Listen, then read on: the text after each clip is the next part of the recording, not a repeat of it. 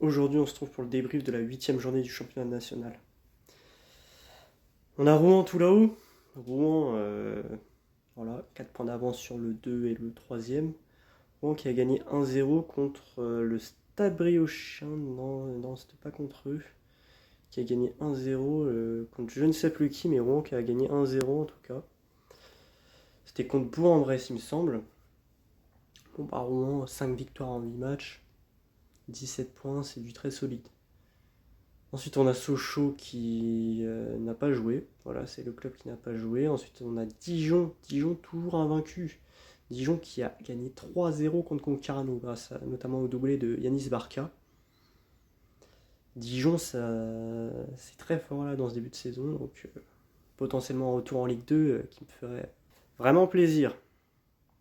Ensuite, on a Versailles. Versailles qui a perdu. Contre-performance totale pour ce club de Versailles. Ensuite, on a Orléans qui a gagné 3-2 contre le Stade Briochin qui s'est fait peur parce qu'il menait 3-0 je crois jusqu'à la 80e. Au final, ils s'en sortent quand même avec les 3 points, mais quand même, il faut faire attention. Mais en tout cas, ils reviennent fort. Ensuite, on a... Ce qu'il faut savoir, c'est qu'Orléans, au bout de 2 matchs, avait toujours 0 points. Donc là, en 6 matchs, ils ont pris 13 points. C'est quand même pas mal. Ensuite, on a Aubagne. Aubagne, voilà. Ils continuent leur remontée au classement, j'ai envie de dire. 6e, ils ont gagné. On a Châteauroux qui a créé la surprise face à Caen. Châteauroux qui s'est imposé 2-1, notamment avec un penalty concédé dans les dernières secondes et Ivan Botella. Il rate le penalty et derrière il tire au-dessus quand ça lui revient dans les pieds. Enfin, il rate, c'est le gardien adverse qui l'arrête. Valenciennes, ça a gagné. Voilà.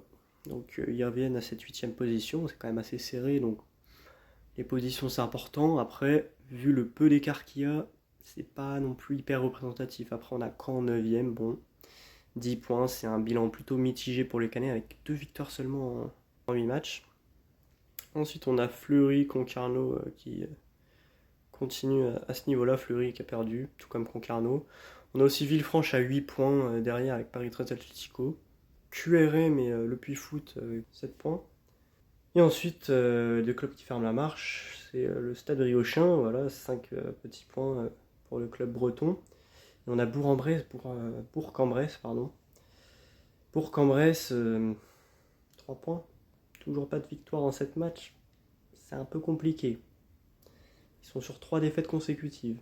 Donc ouais, il va vite falloir ressortir la tête de l'eau parce que sinon ça va être chaud.